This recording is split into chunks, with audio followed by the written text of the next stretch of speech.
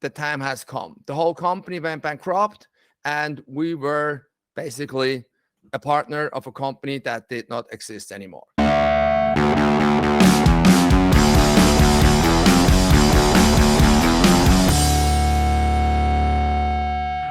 Hi, this is a Roll Right In Academy.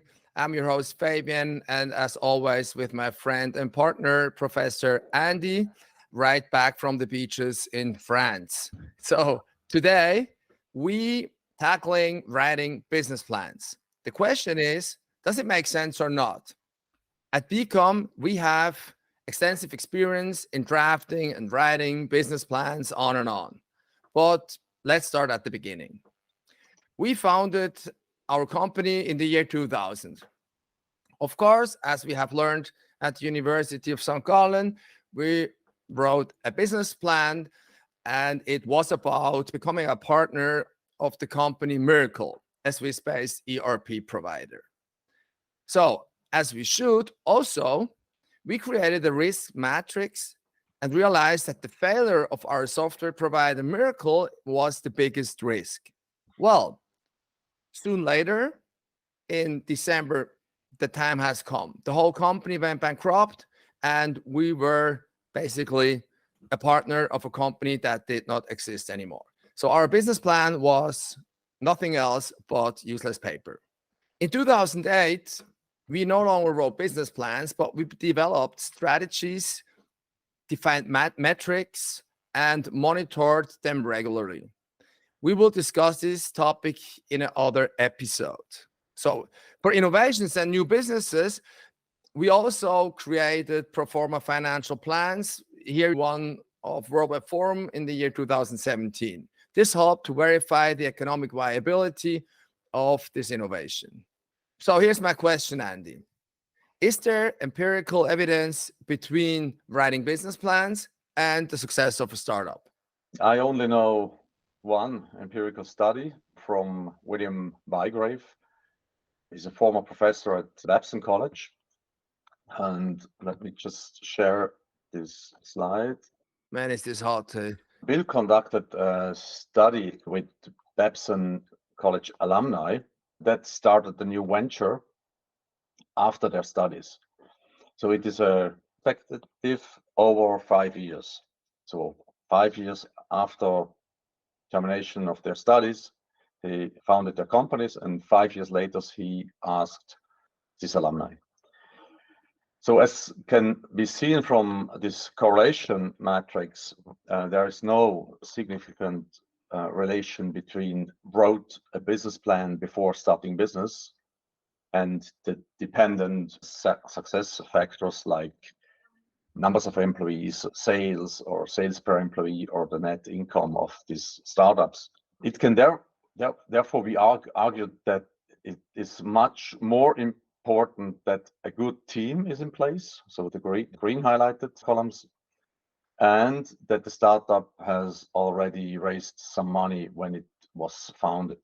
So you better apply with studioalpha.capital. Yes. So instead of writing a business plan, yes, of course, it makes sense. And yeah, and it's really this kind of raised money in the first year. As you can see, it correlates with sales, it correlates with the numbers of employees or sales per employee. And also, we were talking also about team. And when these founders have combined prior experience in the industry, that helps as well to be successful after 5 years. It is also interesting that education providers like universities have not yet recognized this effect. And when you're Googling the term business plan course, you have about over 30,000 entries or hits on that topic. And if you Google business implementation courses, Google found only 548 entries. So I think this is also a systematic problem that educators and professors like I am, that we think teaching business planning or business plan helps the startup to be successful. But as Bill Bygrave showed us in his study, there's no correlation. So it doesn't matter whether you write a business plan or not with regard to the success of the startup. And there are very few business implementation courses. And I think this is exactly what we do at Studio Alpha, that we said we have to be a studio that we help these startups to implement their business. We don't help them to write the business plan that they can later on Throw invest. away. Yeah.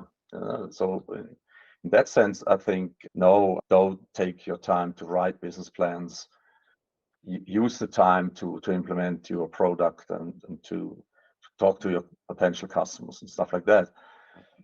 On the other hand, if you apply for a credit for a bank, sometimes you have to have a business plan.